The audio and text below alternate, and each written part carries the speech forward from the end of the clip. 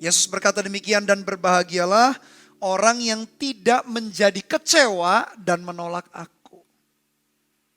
Di penjara Yohanes Pembaptis ragu. Ragu kenapa? Karena kecewa. Dan bisa berujung kepada menolak. Menolak, kalau orang menolak itu sudah kandas imannya berarti. Yesus memberikan nasihat. Berbahagialah orang yang tidak menjadi kecewa. Oh, kekecewaan itu ada di mana-mana Bapak Ibu Saudara. Di keluarga kita bisa kecewa dengan pasangan, suami kita, istri kita, dengan anak kita, dengan mantu kita, dengan besan kita, dengan cucu kita. Dengan saudara kita, saudara jauh, saudara dekat. Dalam keluarga kita bisa kecewa. Dalam gereja pun juga sama. Kecewa terhadap pemimpin rohani, kecewa sistemnya lah. Kecewa komunitas. Kecewa dalam segala hal. Dalam gereja pun tak luput daripada kekecewaan. Dalam pekerjaan sama. Kecewa sama bos kita, bawahan kita. Kecewa apanya SOP-nya lah ribet, birokrasinya lah ribet. Tunjangan dan lain sebagainya, sistemnya. Kita bisa kecewa. Kecewa apalagi? Dalam kehidupan kita bersosial dengan orang lain. Sebagai warga negara, bermasyarakat, kita bisa kecewa. Kekecewaan itu tak pandang bulu.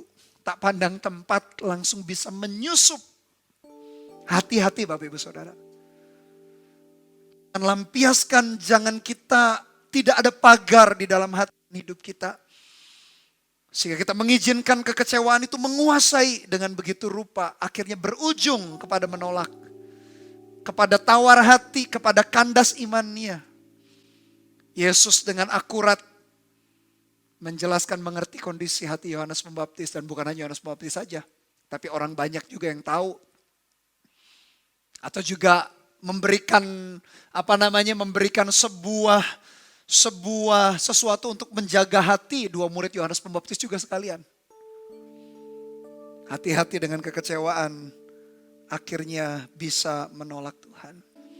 Bapak Ibu Saudara, kenapa kita kecewa? Karena kita punya harapan tertentu. Gak salah punya pengharapan, gak salah punya visi. Tapi seringkali kenyataannya di sini. Semakin lebar pula kekecewaannya. Semakin pendek ya semakin pendek pula lah kekecewaannya. Bukan berarti kita gak boleh punya harapan yang tinggi.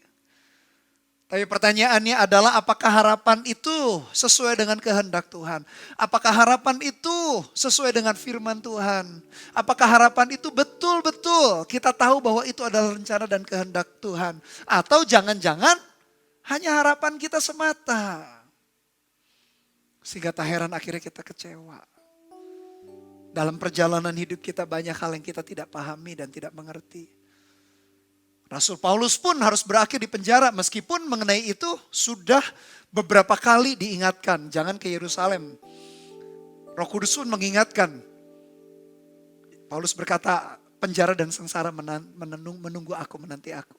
Sudah dikasih tahu sih sebetulnya kalau Rasul Paulus akan berujung di penjara dan akhirnya mati di penggal.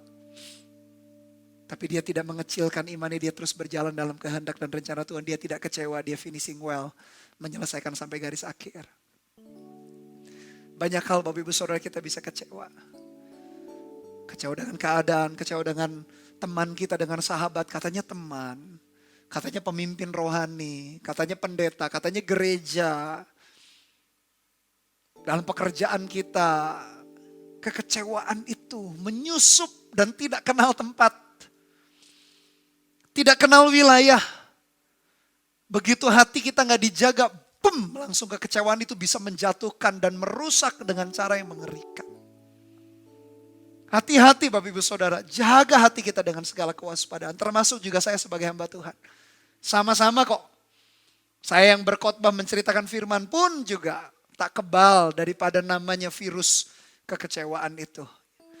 Yang kalau tidak disegera dikasih vaksin atau antidotnya bisa menghancurkan. Hati kita kalau sudah hancur akan merembet keluar. Yesus berkata, dan berbahagialah orang yang tidak menjadi kecewa dan menolak aku. Kita ambil keputusan, ambil komitmen Bapak Ibu Saudara. Jangan mau kecewa dengan kehidupan. Kalaupun sempat kecewa itu menyusup dalam hati kita, minta anugerah Tuhan, selesaikan dengan bijaksana. Hati kita jaga. sehingga tidak menghancurkan atau menjatuhkan hidup kita. Dari soal kekecewaan ada 3 aplikasi yang bisa kita lakukan. Yang pertama, jangan meragukan Tuhan. Penjara apapun yang sedang kita alami, jangan meragukan Tuhan. Dia gak pernah abai dengan kita. Aplikasi yang kedua, ingat kebaikan dan janji Tuhan dalam hidup kita.